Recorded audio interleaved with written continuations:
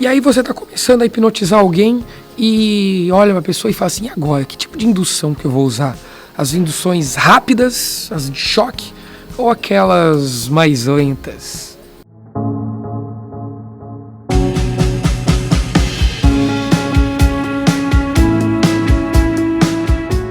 Na verdade, quando a gente fala sobre indução hipnótica, fica um meio vago sobre o que realmente é uma indução. Tem gente que fala assim, você primeiro precisa fazer a indução para depois aplicar as sugestões. Mas se a gente for parar para pensar bem e analisar o formato, como são essas induções, a gente vai ver que as induções já são umas sugestões. Quando a gente dá sugestões de relaxamento para alguém, a pessoa relaxa, significa que ela aceitou a sugestão de relaxamento. Então não faz muito sentido a gente diferenciar e falar que hipnose é indução, depois vem a sugestão. Isso não faz o menor sentido. Mas existem algumas categorias de induções que as pessoas gostam, que nada mais serve para que a gente aumente a expectativa da pessoa para que as outras coisas aconteçam. Então, muitas vezes, realmente, a hipnose só vai funcionar para, pelo menos, sugestões mais complexas. Não estou falando nem de clínica aqui, porque na clínica eu mal uso induções, para falar a verdade.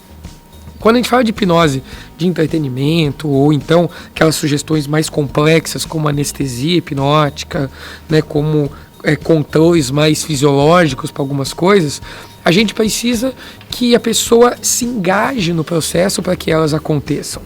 Então, as induções servem para isso, para que aumente o engajamento da pessoa e ela entenda, fala, nossa, ele falou que eu ia relaxar, realmente eu relaxei bastante.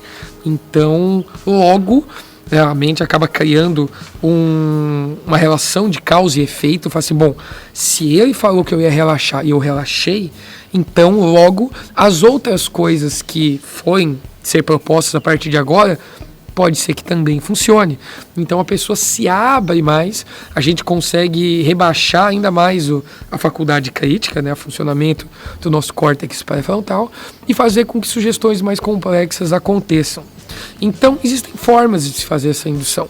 Existem induções por fixação ocular, que é aquela clássica da espiral, ou aquele falso aperto mão de Bandler que você foca a mão aqui, ou então você apenas focar os olhos em um ponto fixo e esse cansaço ocular acabar gerando um relaxamento. A gente vai ter a indução de Dave Elman, que é aquela indução um pouquinho mais simples, né, que não se usa aquela palavra durma, né, que a gente faz de uma forma bem mais elegante, que a gente vai utilizando a própria pessoa, né, com algumas sugestões mais simples, para que ela mesma vá fazendo o relaxamento acontecer. Então, na indução de Elman, a gente primeiro fecha os olhos, cola os olhos, né, fala que ela mesma vai controlar esses olhos para que esses olhos não abram. Então a gente gera essa catalepsia ocular, relaxa os olhos e depois espalha por todo o corpo. Né? É uma sugestão um pouquinho mais lenta, apesar de ela não ser considerada uma indução lenta, né, porque você faz aí uns 5 minutos, 4 minutos, 5 minutos. Então é um tempo até razoavelmente bem aceito. E você vai ter induções mais rápidas, como as induções de choque, as induções instantâneas, que a gente utiliza processos mais fisiológicos para que o processo aconteça. Então, quando a gente faz um raindrop, um arm pull, a gente está fazendo uma estimulação de um processo de ansiedade. Então a pessoa começa a entrar num estado ansioso, num estado de tensão, para depois a gente ocasionar o relaxamento. Mas, como eu já falei aqui inúmeras vezes aqui no canal, hipnose ela é muito mais condução do que indução. Então hipnose não é indução, é a condução do processo. Se você estabelece um bom rapport, se a pessoa confia em você como hipnotista, se ela acredita no processo e sabe que está em boas mãos e ela também tem um motivo para isso, seja um motivo terapêutico ou um motivo de curiosidade dela mesmo, de entender como que isso funciona, como que é essa experiência, e ela se engajar, independente da indução que você utilizar, ela vai tender a funcionar muito bem. Então, quando você faz alguns convincers, como dedos magnéticos, né, mãos coladas, esses tipos de exercício servem nada mais nada menos para engajar a pessoa dentro daquele estado. Então, quando ela começa a colar a mão na mesa, colar a mão na parede, colar uma mão com a outra, e ela começa a perceber aquela experiência acontecendo, a gente já vai ter aí o fenômeno do loop hipnótico acontecendo, né? Ela se concentrou,